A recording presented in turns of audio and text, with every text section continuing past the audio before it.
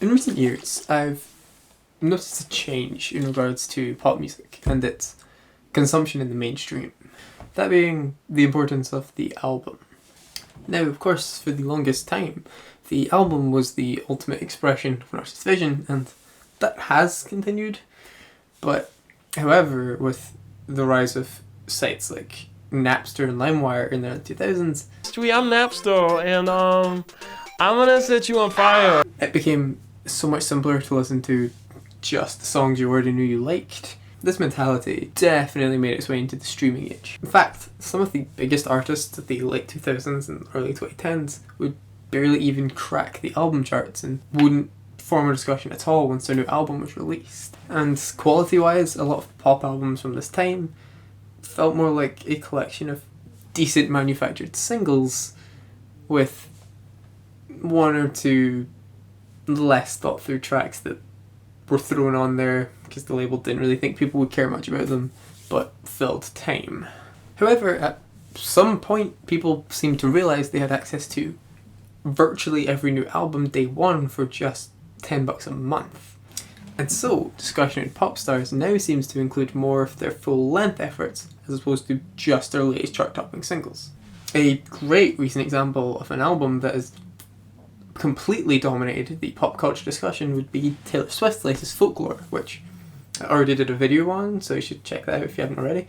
Self-plug. It's also worth pointing out the runaway success of the likes of Future Nostalgia by Dua Lipa, Cause I Love You by Lizzo, or When We'll Fall Asleep Where Do We Go by Billie Eilish, the discussion around which completely eclipses any of the singles. Well, maybe other than I'm the bad guy. Duh. But that's a topic for another video. And that's without even mentioning the discussions around more controversial albums like Eminem's Kamikaze, or the discussion around a negatively received album like Justin Timberlake's Man of the Woods or Katy Perry's Witness. However, I figured that this observation probably wouldn't be quite enough for a full video, so I started to take a look at some of my favourite albums and question what made them work so well. Something I realised tends to go undiscussed when it comes to great albums is structure. The individual placement of each song is crucial in maintaining an engaging listening experience, and arguably the most important track to get right is the opening one. So I've compiled a list of 5 of my personal favourite opening tracks of all time, and let's take a look at what makes these tracks work so well at the beginning of their respective albums. Also, I have way more than 5 tracks I can talk about in this, so hey, if you like this, let me know and I might just start working on a follow-up. Let's get things underway with my first pick.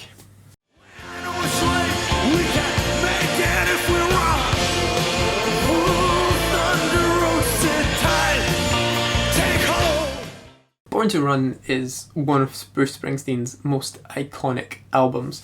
For many people, this record evokes nostalgia. It's the soundtrack to working as hard as you can so that one day you might just make something of yourself and prove that your dreams weren't all that ridiculous. And the album earns that reputation straight out the gate. Thunder Road sets up the tone of this album perfectly. It tells the story of the narrator driving up to a girl's house to convince her to run away with him and start a new life. It's an optimistic song, but still an honest one, with lyrics like, "Are you scared and you're thinking that maybe we ain't that young anymore?" or the infamous, "You ain't a beauty, but hey, you're alright." paint a situation where both characters understand that despite the fairy tale-like setup of their situation, they probably won't get that perfect Hollywood ending. But the closing line, "It's a town full of losers, born out of here to win," shows that the risk of failure is still better than doing nothing, with the line segueing perfectly into a minute of instrumental showcasing the big band influenced sound of Springsteen's E Street Band that makes this album such a delight to listen to. Thunder Road is the perfect sing-along track to tug at your heartstrings and get you ready for the bombastic, loud, driving rock record that you're about to experience. 'Cause London is cloudy and I live by the river to the imitation zone. Sticking with the 70s for a bit, let's talk about what may be the crowning achievement of the punk rock genre, The Clash's third studio album, London Calling, and its iconic title track. First of all, this track has one of the best build-ups of all time.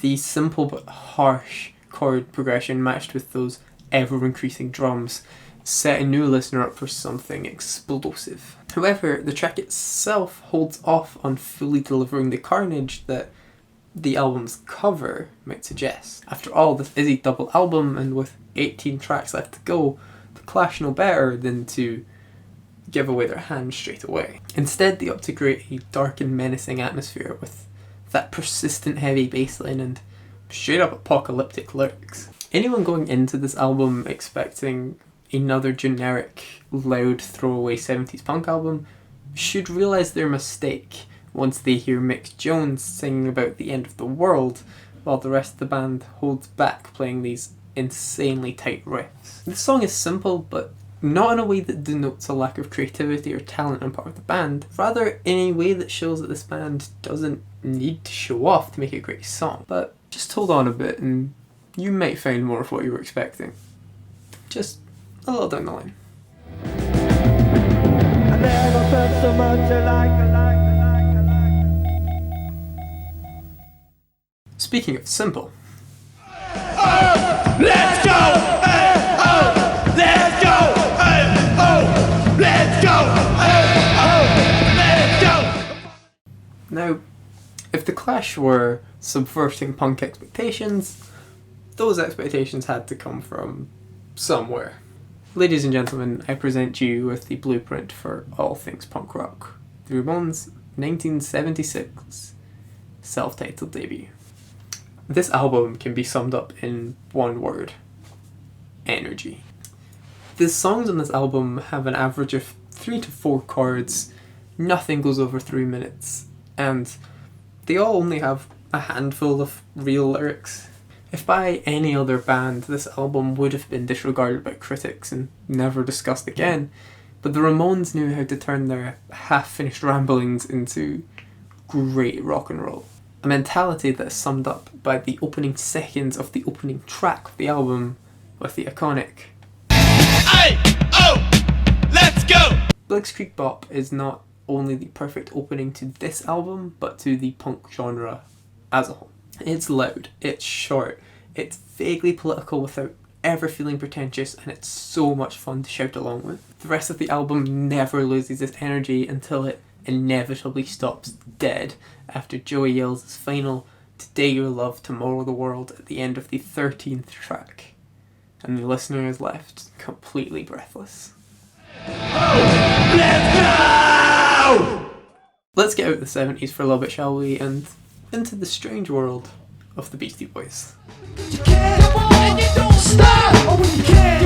You don't stop! It's the A come and rock the show, shine. I wanna say a little something that's By 1994, hip-hop, at least with its mainstream representation, was changing, with debut albums from Nas, Outkast and Notorious B.I.G. all being released within months of each other. With rap being taken more seriously, by all accounts the goofy white guys behind the hair metal hip-hop fusion Fight for Your Right, parenthesis, to party, would have been kicked to the curb by the time the decade was out. However, the Beasties managed to continue to be a mainstay on hip-hop radio, in part thanks to their fourth and arguably best album, Ill Communication. What's so interesting to me is that Ad Rock, Mike D and MCA never dropped the gimmick that made songs like Fight for Your Right and No Sleep Till Brooklyn so charming. Instead, they refined it, giving them a unique sound that allowed them to be played on both hip-hop and alt-rock stations. Sure Shot wastes no time introducing you to the first of many great hooks this album has to offer, before Mike D jumps in and showcases the bouncy and fun flow that all three rappers will refuse to stray from for the whole track. That's what makes this such a great opening track. It showcases that these guys aren't here to show off by conventional methods. They have found a bunch of cool sounds and flows that work for them and want to show them to the rest of the world. It's a fun track that opens a fun album.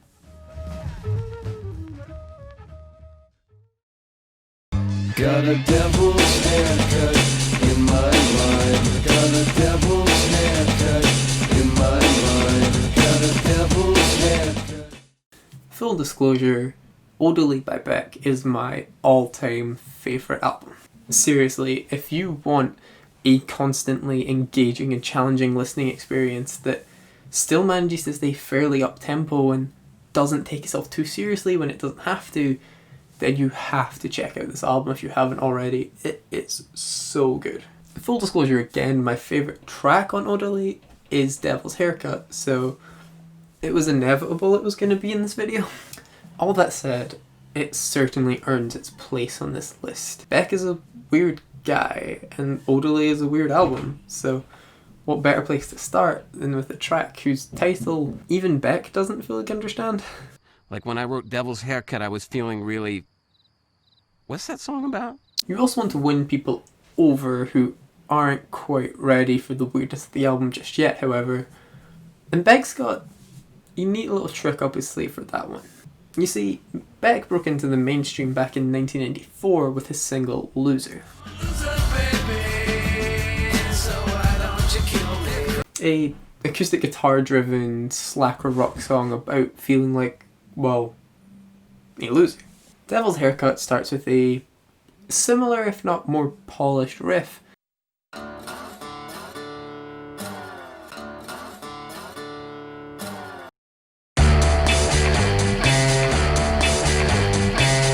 And Beck happily singing the phrase, Something's wrong 'cause my mind is fading. so it's safe to say people who'd like Loser should be on board. Devil's Haircut is so much more than a Loser clone, however. It's also filled with bizarre and sonically interesting breakdowns and cryptic lyrics that may or may not actually mean anything. What's that song about? The harshness of some of these lyrics, and especially that final over-distorted breakdown, also kind of serves as a warning shot that if this is too much for you, then thanks for coming, but you might want to duck out here, because it just gets stranger from this point.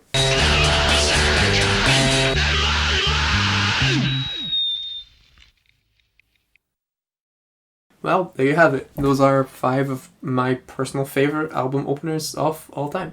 Let me know if any of your personal favourites, and stick around for more stuff like this. Now, if you'll excuse me, I'm going back to wondering what on earth a garbage man tree is. Peace.